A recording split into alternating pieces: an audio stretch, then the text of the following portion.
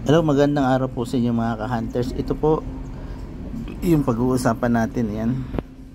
Ito pong mga piso na to. Yan. Ito po yung NGC series. At saka ito po yung NDS o New Design series po. Okay, sige. Tumako po tayo dito sa dito po sa bagong piso. Yan. Ito po ay yung mint error po na makikita po natin dito po sa labi. Yan, focus lang po natin ayan po, dito sa labi po para siyang mayroon siyang metal. Ang cause po nito ay yung die po ay nasira.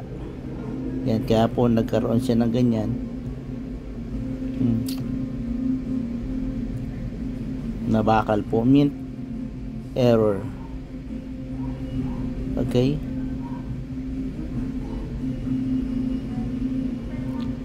ayan po.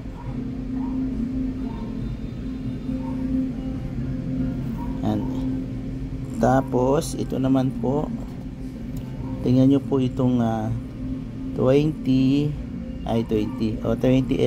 po na piso. Kung makakita po kayo ng ganitong uri ng kondisyon, ayan, yan, may makinis pa po, itabi nyo po yan, kasi ito po ay may kaukalang value bukod sa piso. Kasi ang condition po nito ay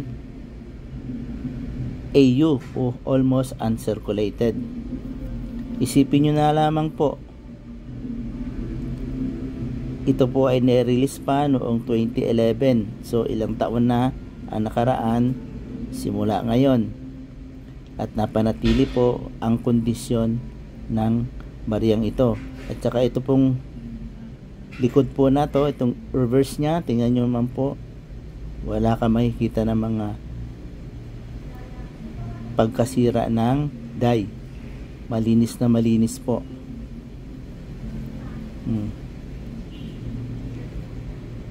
At kung tawagin din po nito nung iba ay black tone, kasi nga po medyo siya nagkakaroon po siya ng reflection na medyo maitim. Yan po, 2011. At ito naman po, confusion na kung saan hindi masabi kung ito nga ba ay isang tawag dito frosted. Yan po, makikita po natin yan, yung parang maputi-puti po. Ayan, kita nyo po ang condition ng reverse po nito doon sa 2011, no? Medyo may ganyan po, may pagkasira po. Yung 2011 ay napakaganda po, malinis na malinis. Ayan, ito 2012, pero ito halos almost uncirculated na rin po.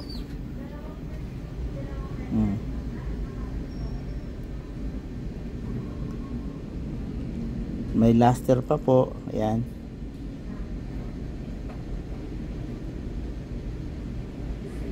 na pinagtatalunan po yung kasi may nagpapakita po nito sa ibang mga video na frosted. Yung ang sinasabi ng iba ay luster lang po.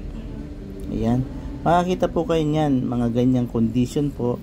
Yan po ay may mga kaukulang value. Yan po, 2012, 2011 na napakaganda po ng kondisyon.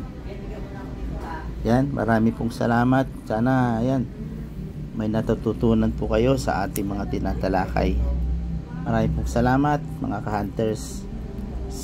Maraming pong salamat. Bye bye po.